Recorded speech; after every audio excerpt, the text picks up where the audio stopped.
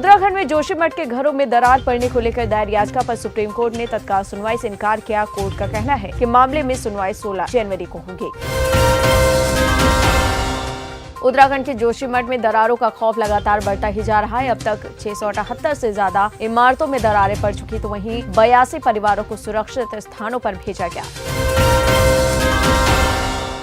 PM Modi Delhi में 16 जनवरी को road show करेंगे। बीजेपी की राष्ट्रीय कार्यकारिणी की बैठक के रास्ते में पीएम मोदी बीजेपी कार्यकर्ताओं का अभिवादन स्वीकार करेंगे। दिल्ली के स्थानीय बीजेपी नेता पीएम मोदी के रोड शो की तैयारी में जुट गए हैं। दिल्ली बीजेपी की टीम की ओर से रोड शो प्लान और रूट डिटेल आला नेतृत्व को भेज दिया गया है।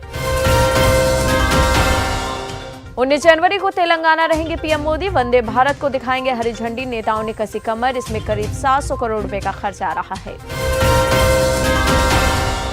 सरकार ने क्रिकेटर ऋषभ पंत की सड़क दुर्घटना और कुछ अन्य अपराध की खबरों के टेलीविजन समाचार कवरेज को अरुचिकर और दिल दहला देने वाला करार दिया। पश्चिम बंगाल के मुख्यमंत्री ममता बनर्जी ने पहले कहा था कि इस राज्य में वो घटना होने की फर्जी खबर फैलाने वालों के खिलाफ कानूनी कार्रवाई की जाएगी। वहीं पुलिस ने बताया है कि ये घटना, जो कि वंदे भारत एक्सप्रेस से जुड़ा हुआ है, वास्तव में बिहार में हुई थी। इससे पश्चिम बंगाल की प्रतिष्ठा को नुकसान पहुंचा है। कोलकाता पुलिस ने यह दावा करने के लिए बीजेपी के राज्य इकाई के अध्यक्ष सुकांत मजूमदार और शहर के 10 पत्रकारों के खिलाफ प्राथमिकी दर्ज की है कि पिछले हफ्ते पश्चिम बंगाल में वंदे भारत एक्सप्रेस ट्रेन पर पथराव की दूसरी घटना से राज्य की बदनामी हुई है। थाईलैंड के प्रधानमंत्री प्रयुत चान-ओचा ने 2019 के आम चुनाव के बाद सत्ता संभालने में मदद करने वाली सैन्य समर्थित राजनीतिक पार्टी से नाता तोड़ लिया। 11 जनवरी यानी आज से सुबह दिल्ली अमृतसर NH1 पर शंभू बॉर्डर से पंजाब में भारत जोड़ो यात्रा की एंट्री होगी। टीएमसी नेता और लोकसभा सदस्य शत्रुघ्न सिन्हा ने राहुल गांधी की भारत जोड़ो यात्रा की प्रशंसा करते हुए कहा कि अब विपक्षी खेमे की ओर से प्रधानमंत्री पद के अग्रणी दावेदार के तौर पर वो उभरे हैं।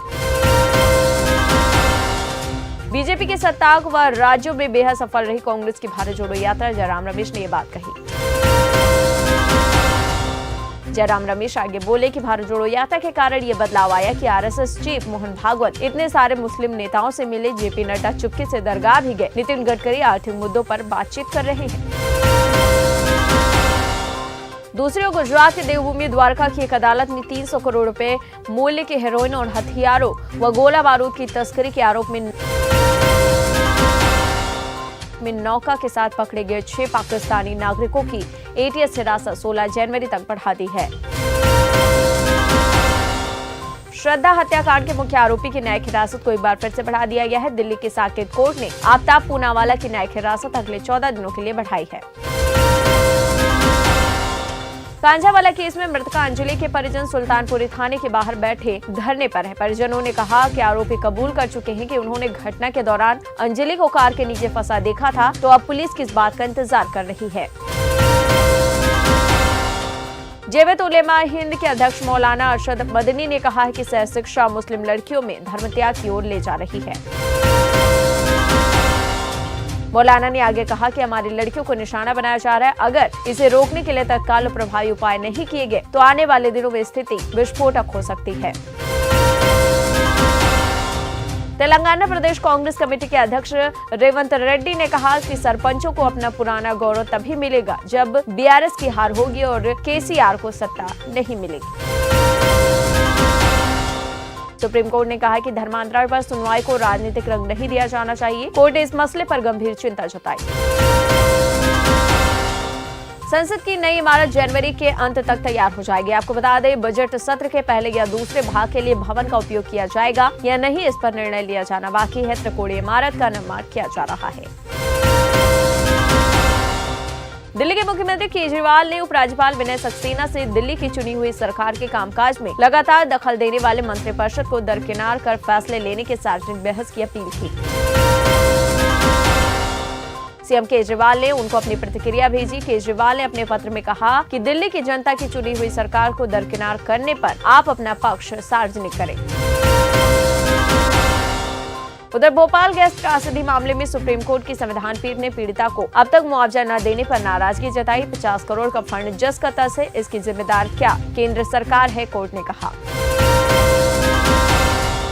केंद्रीय गृह मंत्री अमित शाह दिल्ली के लाल किला पर जय Hind light and sound show का उद्घाटन करते नजर आए। ये शो हिंदी और अंग्रेजी भाषाओं में दर्शाया जा रहा है।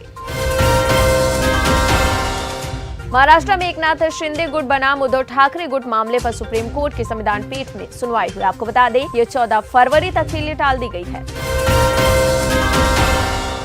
मुंबई एयरपोर्ट की सीमा शुल्क विभाग ने एक शख्स के बैग से 28 करोड़ रुपए की कोकीन बरामद की। कस्टम के अधिकारियों ने भारतीय यात्रियों को गिरफ्तार कर लिया है।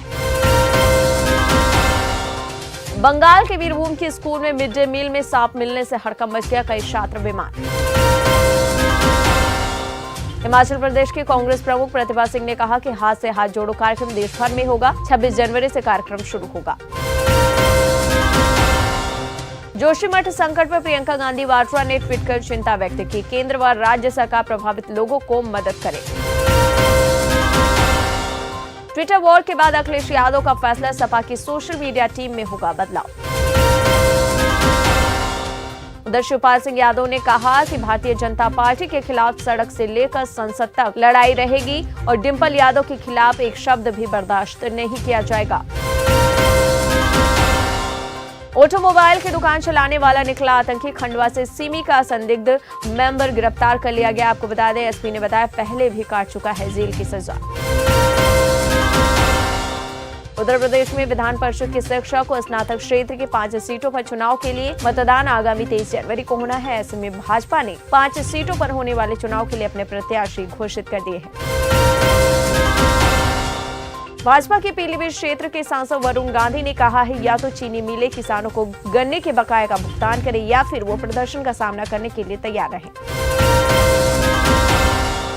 यूपी में 6 बहुराष्ट्रीय कंपनियां करीब 17,000 करोड़ रुपए का निवेश करेंगे। इससे करीब 21,000 युवाओं को रोजगार मिलेगा। उत्तराखंड की महिलाओं के आरक्षण विधेयक को राज्यपाल की मंजूरी मिल गई है। राजभवन की मंजूरी के साथ ही महिला अभ्यर्थियों को सरकारी नौकरियों में 30% क्षैतिज आरक्षण का भी कानूनी अधिकार मिल गया है। ग्रेटर नोएडा में सिटी बस सेवा का परिचालन बंद कर दिया गया। इसका कारण ग्रेटर नोएडा अथॉरिटी की ओर से परिवहन निगम के साथ करार को रिन्यूअल नहीं किया जाना है।